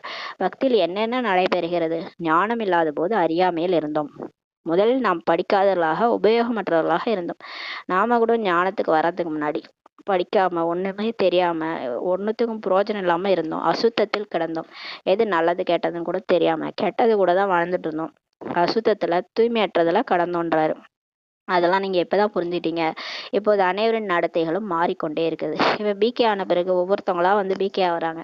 இப்ப எல்லாருடைய நடத்தையும் மாறிட்டே இருக்குன்னு சொல்றாரு. உங்களுடைய நடத்தைகள் தெய்வீகமானதாக இப்போது ஆகிக் கொண்டே இருக்கிறது பாபா சொல்றாரு. 5 விகாரங்களால் தான் நீங்கள் அசுர நடத்தைகளாக ஆகிவிடுகிறது சொல்றாரு. இந்த 5 விகாரத்தினால்தான் நம்ம நடத்தைய அசுர நடத்தை ஆயிடுச்சுன்றாரு. பாருங்க பாபா எவ்வளவு அன்பா, அமைதியா, சுகம் கொடுக்கறவங்களா நம்மளை மாத்துறாரு. ஆனா இந்த ராவணன் வந்து இந்த காமம், கோபம், பற்று, ஆசை, அகங்காரத்துல கொண்டு போய் விட்டுறதுனால தான் நம்ம அசுரரா ஆயிட்டோம்னு சொல்றாரு. எவ்வளவு மாற்றம் ஏற்படுகிறது. ஆக மாற்றத்தை கொண்டு வர வேண்டும் அல்லவா. சரீரத்தை விட்டுவிட்டால் பிறகு மாறவே முடியாது. பாபா சொல்றாரு, சுவர் இருந்தால்தான் சித்திரம் வரைய முடியும். இந்த சரீரமே இல்லைன்னா முயற்சி எப்படி பண்ணுவீங்கன்னு சொல்லி கேக்குறாரு. அதனால சரீரத்தை விட்டுட்டீங்கன்னா முடிஞ்சிச்சு, அப்புறம் மாறவே முடியாதுன்றாரு. ஆத்மா எப்படி மாறும்? சரீரத்தை வச்சுதான் மாறிட்டு இருக்குது. டெஸ்ட் பேப்பரே சரீரம் மூலமா தான் வருது. சரீரமே இல்லைன்னா எங்க இருந்து டெஸ்ட் பேப்பர் வரும்? அதனால சரீரம் இருக்கிற வரைக்கும் தான் நீங்க உங்களால மாற முடியும். அதனால சரீரம் இருக்கும் போதே மாறிடுங்கன்றாரு. சரீரம் போயிடுச்சுன்னா மாற முடியாது சொல்றாரு. தந்தையிடத்தில் சக்தி இருப்பதால் பலரிடத்தில் மாற்றம் கொண்டு வர செய்கின்றார். இப்ப பாபாட்ட சக்தி இருக்கிறதுனால பாபா மீட்டுக்கெல்லாம் போனா நமக்கு பார்வையாலே சக்தி கொடுத்துடுறாரு. நம்ம மாறாதவங்களும் அங்க போய் மாறிடுறாங்க. அதனால பாபா மீட்டுக்கு போனாலே பாபாட்ட சக்தி கிடைக்குது.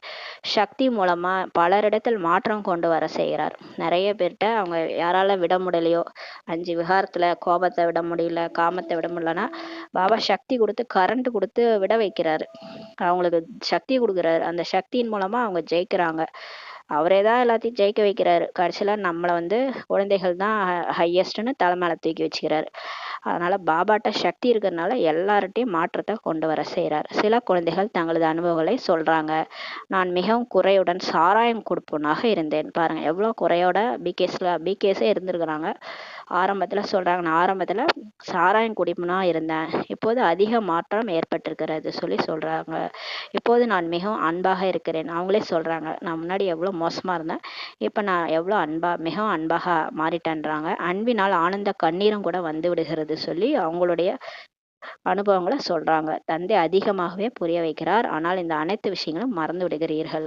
பாபா நிறைய புரிய வைக்கிறாரு. இப்ப இந்த எக்ஸாம்பிள்லாம் சொல்லி நமக்கு புரிய வைக்கிறாரு. இருந்தாலும் நம்ம பாபாவை மறந்துடுறோம்னு சொல்லி சொல்றாரு. எல்லா விஷயத்தையும் மறந்துடும், பாபாவையும் மறந்துடும். இல்லை எனில் குஷியின் அளவு அதிகரித்து கொண்டே இருக்க வேண்டும். இப்ப தினம் தினம் இந்த முரளி ஞானத்தை பாயிண்ட் எல்லாம் சிந்தனை பண்ண நமக்குள்ளார குஷி தான் அதிகரிக்கணும். உள்ளார துக்கம் எதுவுமே இருக்கக்கூடாது. துக்கமோ இல்ல முகம் அப்படியே தொங்க போட்டுட்டு இருக்கிறதோ இருக்கக்கூடாது. ஏன்னா அவ்வளோ பாபா குஷி கொடுத்துட்டு இருக்கிறாரு ஞானத்துல. குஷியின் அளவு அதிகரிச்சுட்டு தான் இருக்கணும்ன்றாரு. நாம் பலருக்கு நன்மை செய்ய வேண்டும் சொல்லி பாபா சொல்றாரு.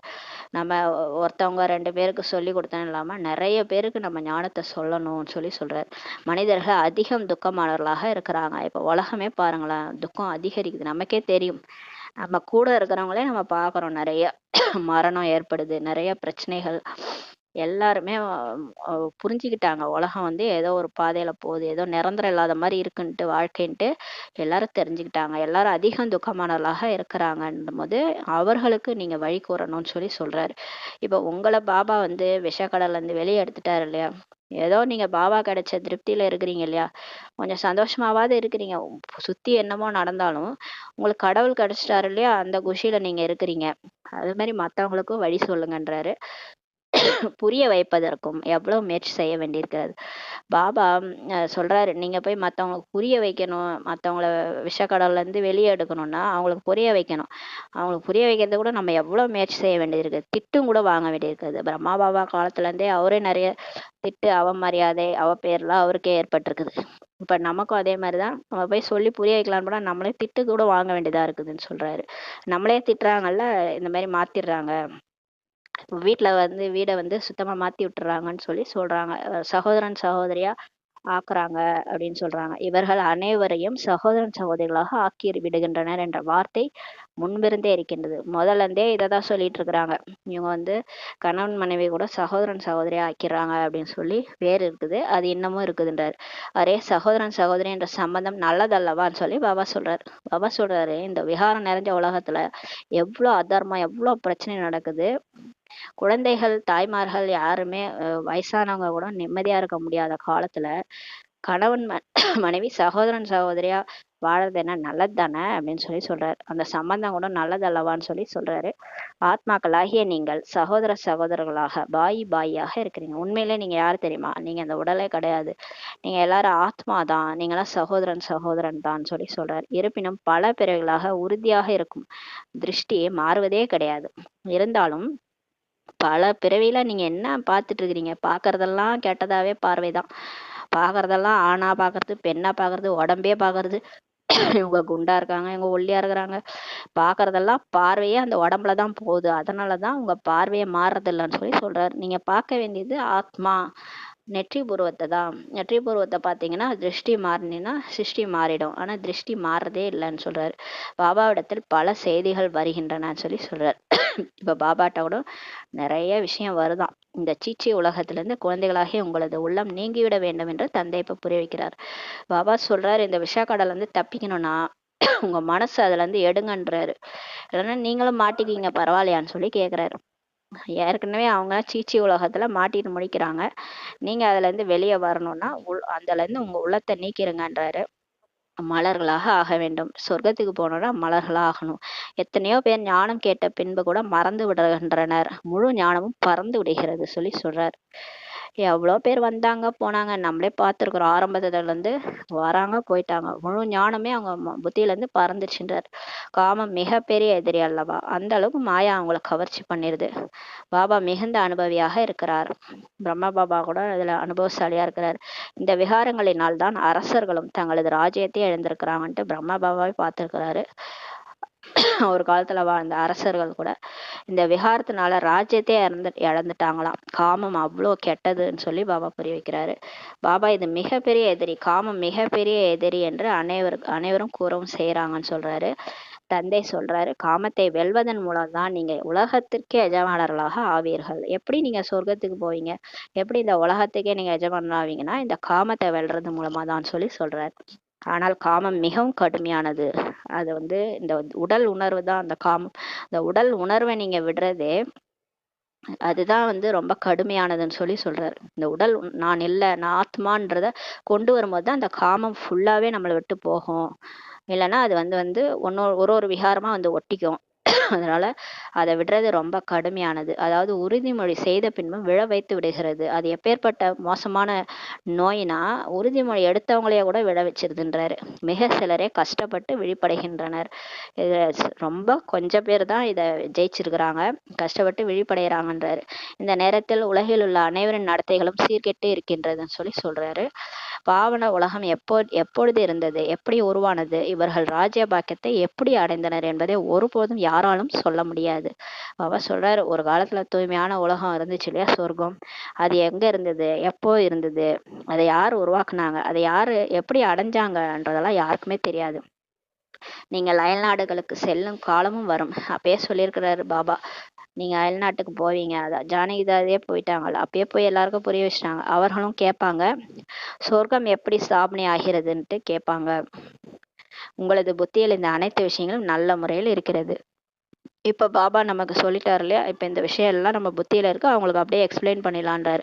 ஆக எப்போது உங்களுக்குள் இதே ஆர்வம் மற்றும் உற்சாகம் மட்டும் இருக்கணும், மற்ற அனைத்து விஷயங்களையும் மறந்துடுங்கன்னு சொல்லி சொல்றாரு. நல்லது. இனிமேல இனிய தேடி கண்டெடுக்கப்பட்ட செல்ல குழந்தைகளுக்கு தாயும் தந்தையுமான பாப்தாதாவின் அன்பு நினைவுகள் மற்றும் காலை வணக்கம். ஆன்மீக குழந்தைகளுக்கு ஆன்மீக தாய் தந்தையின் நமஸ்தே. நாம் ஆன்மீக குழந்தைகள் ஆன்மீக தாய் தந்தைக்கு நமஸ்தே. தாரணைக்கான முக்கிய சாரம். ஃபர்ஸ்ட் பாயிண்ட், எழுந்தாலும் அமர்ந்தாலும் நடந்தாலும் ஞானத்தை சிந்தனை செய்து முத்துக்களை தேர்ந்தெடுக்கும் அன்ன பறவைகளாக ஆக வேண்டும். அனைவரிடத்திலும் குணங்களை மட்டுமே கிரகிக்க வேண்டும். ஒருவருக்கொருவரிடத்தில் குணங்களை மட்டுமே பரப்ப வேண்டும். இரண்டாவது பாயிண்ட், தனது முகத்தை சதா மகிழ்ச்சியாக வைத்துக் கொள்வதற்கு தனக்குள் தானே உரையாடி கொள்ள வேண்டும். அடிக்கடி செக் பண்ணிட்டு நமக்குள்ளாரே உரையாடிக்கணுன்றாரு. ஆஹா, நான் அளவற்ற பொக்கிஷங்களுக்கு எஜமானனாக ஆகின்றேன், நான் எவ்வளோ பொக்கிஷம் அடைஞ்சிட்டு இருக்கிறேன், ஞான கடல் தந்தையின் மூலம் எனக்கு ஞான ரத்தினங்களின் லாட்டரியே இப்ப கிடைச்சிட்டு இருக்குதுன்ற அந்த அந்த பொக்கிஷங்களை பத்தி சிந்திச்சுட்டு, பாபா பத்தி சிந்திச்சுட்டு அப்படியே மகிழ்ச்சியா இருங்கன்னு சொல்லி சொல்றாரு. வரதானம், தனது பட்டப்பெயரை நினைவு செய்வதுடன் சக்தி வாய்ந்த மனோநிலையில் உள்ள சுய மரியாதையாளர் ஆகுகன்ற வரதானம் கொடுக்குறாரு. நேற்று இதே வரதானம் தான், நேற்று முரளியே அதே தான், சுய மரியாதையை பாபா செக் பண்ணன்னு சொல்லி சொன்னாரு. இப்போ பாபா சொல்றாரு, தனது பட்டப்பெயரை நினைவு செய்வதுடன் கூடவே அந்த சக்தி வாய்ந்த மனோநிலையை அப்படியே கொண்டு வாங்கன்றாரு. அப்படியே சொன்னாலே உங்களுக்கு அதுல போயிடணும், ஸ்திதியில போயிடணுன்றாரு. மாஸ்டர் சர்வசக்திவான உடனே அந்த ஸ்திதியில நீங்க நிக்கணும், அந்த சக்தி வாய்ந்த மனோநிலை உங்களுக்கு வந்துடணும். சுயதர்ஷன சக்கரதாரின்னா 5 சொரூபமும் உங்களுக்கு மனநிலையில வந்துடணுன்றாரு. அந்த ஸ்திதியில நீங்க உட்காந்துடணும். அந்த மாதிரி இருக்கக்கூடிய சுயமரியாதையாளர் ஆகுகன்ற வரதானம் கொடுக்குறாரு. சங்கமேகத்தில் பாபா தன் குழந்தைகளுக்கு உயர்ந்த பட்டத்தை கொடுக்கின்றார். அந்த பெருமிதத்திலேயே இருங்கள். பட்டம் நினைவில் வந்த உடனே சக்தி வாய்ந்த மனோநிலையும் வர வேண்டும் சொல்லி சொல்றார். என்ன பட்டம் நினைவுல வருதோ, மாஸ்டர் சர்வசக்திவான்னா யாரு? சர்வசக்திவான் புலினா நம்ம யாரு? மாஸ்டர் புலி இல்ல, புலிக்கு பிறந்தவங்க பூனை ஆக முடியுமா? அப்ப சர்வ சக்திகளும் நிறைஞ்சவங்க நம்ம அப்பானா நம்ம யாரு? நம்ம மாஸ்டர் சர்வசக்திவானா அந்த ஒரு ஸ்திதியில வந்துருங்கன்றாரு. அந்த மனநிலை உங்களுக்கு வந்துடணும்ன்றாரு. சுயதர்ஷன சக்கரதாரியான நினைவு வந்த உடனே பிற சிந்தனையற்றவராகி விட வேண்டும். இப்ப ஏதோ பரதர்ஷனம் வருது, எதையோ பத்தி பேசினிக்கிறீங்கன்னா டக்குன்னு சுயதர்ஷன சக்கரதாரின்ட்டு நினைவு பண்ணீங்கன்னா அந்த பரதர்ஷன்லாம் ஓடி போயிடணுன்றாரு. அந்த மத்தவங்கள பத்தி சிந்திக்கிறத விட்டுட்டு உடனே சுய சிந்தனையாளராகி நான் யாரு, நான் ஒரு காலத்துல தேவதையா இருந்தேன் அப்படின்றது அந்த ஞாபகம் வந்துடணுன்றாரு. சுய தரிசனத்திற்கு முன்னால் மாயின் தலை துண்டாக வேண்டும். நீங்க சுய தரிசன ஆத்மா யாரு, நான் யார் ஆத்மான்ட்டு நினைவு பண்ணும்போது அந்த மாயா, அந்த 5 விகார சம்பந்தப்பட்ட நினைவுகள் எண்ணங்கள் தலை துண்டாகிடணும்னு சொல்லி சொல்றாரு. அதனால்தான் அந்த பக்தியில காமிச்சிருப்பாங்க, கிருஷ்ணர் வந்து அந்த சிசுபாலன் தலைய அந்த சுயதர்ஷன சக்கரம், அது அவங்க சொல்லுவாங்க சுதர்ஷன சக்கரம்ட்டு, அதை விட்டு அந்த அசுரன் தலையை வெட்டினாருன்னு சொல்லிட்டு சொல்லுவாங்க. அது வந்து ஸ்தூலமா சொல்லியிருப்பாங்க. ஆக்சுவலாக பார்த்தீங்கன்னா அவர் வந்து 100 தடவை அந்த பொறுப்பார், அந்த 100வது தப்பு முடிஞ்ச பிறகுதான் அந்த வெட்டுவார்னு சொல்லி காமிச்சிருப்பாங்க. இது வந்து நமக்கு வந்து பாபா சொல்றாரு, அது ஸ்தூலமா காமிச்சிருவாங்க. இங்க சூட்சமமா பாத்தீங்கன்னா, நீங்க மாயா நம்மள தவறு பண்ண வைக்குது. அந்த மாயா தலையை வெட்டுங்க. அந்த காமம் கோபம் பற்று ஆசை அகங்காரம் தான் நம்மள கடவுளை அடைய விடாம பண்ணிட்டு இருக்குது. அந்த மாயாவை சிந்தனை பண்ண விடாம சுயதர்சன சக்கரத்தை சுத்தி சுத்தி அதோட கழுத்தை அருங்கன்னு சொல்லி சொல்றாரு. அந்த கழுத்தை நம்ம மாயாவுடைய தலையை அறுத்து பாவம் அழிஞ்சிரும். பாவம் அழிஞ்சிட்டா நம்ம ஆத்மா வந்து நம்ம யாருன்றது நமக்கு ஞாபகம் வந்துடும். அப்ப ஆத்மா சக்திசாலியா ஆயிடும்னு சொல்லி சொல்றாரு. நான் மகாவீர், இந்த பட்டம் நினைத்த மாத்திரமே ஆடாது அசையாது உறுதியான மனோநிலை பெறுபவரே சிரேஷ்ட சுயமரியாதை கூறியவர். பாருங்க, பிரம்மா பாபா மகாவீர்னு சொல்லுவார். அது மாதிரி நம்மளும் மாஸ்டர் மகாவீர். நான் மகாவீர்ன்ற பட்டம் நினைச்ச உடனே நான் ஆடாத அசையாதவன். நான் எதுக்கு ஆட மாட்டேன், அசைய மாட்டேன். இந்த மாயா என்ன செஞ்சாலும் சரி நான் ஆடாம அசையாம இருப்பேன். என்னுடைய லட்சியம், குறிக்கோள், லட்சியம் வந்து லட்சணத்தை, என்னோட லட்சியமும் லட்சணமும் ஒரே மாதிரி ஆகணும். அதுக்காக நான் உழைப்பன்ட்டு உறுதியான மனோநிலையோட நீங்க இருக்கணும். அந்த மாதிரி இருக்கிறவங்கள சிரேஷ்ட சுயமரியாதைக்குரியவன்ட்டு சொல்லப்படுறாங்கன்னு சொல்றாரு. அந்த மாதிரி ஆகுகன்ற வரதானம் கொடுக்கிறாரு. ஸ்லோகன்: அலைந்து கொண்டிருக்கும் ஆத்மாக்களின் விருப்பங்களை பூர்த்தி செய்வதற்காக கண்டறியும் சக்தியை அதிகப்படுத்துக. இப்ப வந்து நிறைய பேர் தற்கொலை எல்லாம் பண்ணிக்கிறாங்க. நிறைய வந்து அந்த ஆத்மாக்கள்லாம் அலையுது. அந்த அகால மரணம், தற்கொலை இந்த மாதிரி பண்ணிக்கிறாங்களாம். அவங்களுடைய இது முடியாம, ஆயுள் முடியாம அவங்களால வந்து முக்தி அடைய முடியாது, இல்லை மறுஜென்மமும் எடுக்க முடியாது. அவங்க அலைஞ்சிட்டு தான் இருப்பாங்க. மறுஜென்மமும் அவங்க டைம் முடியாம அவங்க எடுக்க முடியாது. அதனால அவங்க எல்லாம் அலைஞ்சிட்டு இருக்கிறாங்க இல்லையா? அந்த அலைஞ்சு கொண்டிருக்கும் ஆத்மாக்கள் அவங்களோட விருப்பம் என்ன? ஒவ்வொருத்தவங்களும் ஒரு ஒரு மாதிரி விருப்பம் இருக்கும். அவங்க வந்து அமைதி இல்லாம அவங்க அந்த மாதிரி பண்ணியிருக்கலாம். அவங்களுக்கு ஒரு சாப்பிட்ற ஆசை இருக்கலாம், இல்லை ஒரு அமைதி வேணும், ஒரு அன்பு அவங்களுக்கு கிடைக்காம அவங்க தற்கொலை பண்ணியிருக்கலாம். அன்புக்காக ஏங்குவாங்க. அவங்களுக்கு என்னென்ன விருப்பங்கள் இருக்கு, அந்த விருப்பங்களை அந்த வைப்ரேஷனா நீங்க கொடுக்கணும். அந்த விருப்பங்களை பூர்த்தி செய்வதற்காக உங்களுக்கு அந்த பகுத்தறியும் சக்தி தேவை அப்படின்றாரு. யாருக்கு என்ன வேணும்ன்றதுதான் பகுத்தறியும் சக்தி. அந்த கண்டறியும் சக்தி வந்து உங்களுக்கு தேவை. அந்த கண்டறியும் சக்தியை இப்ப அதிகப்படுத்துங்கன்னு சொல்லி பாபா சொல்றாங்க. இதான் ஸ்லோகன். ஓம் சாந்தி. நன்றி பாபா, நன்றி ராம், நன்றி பரிவாரம்.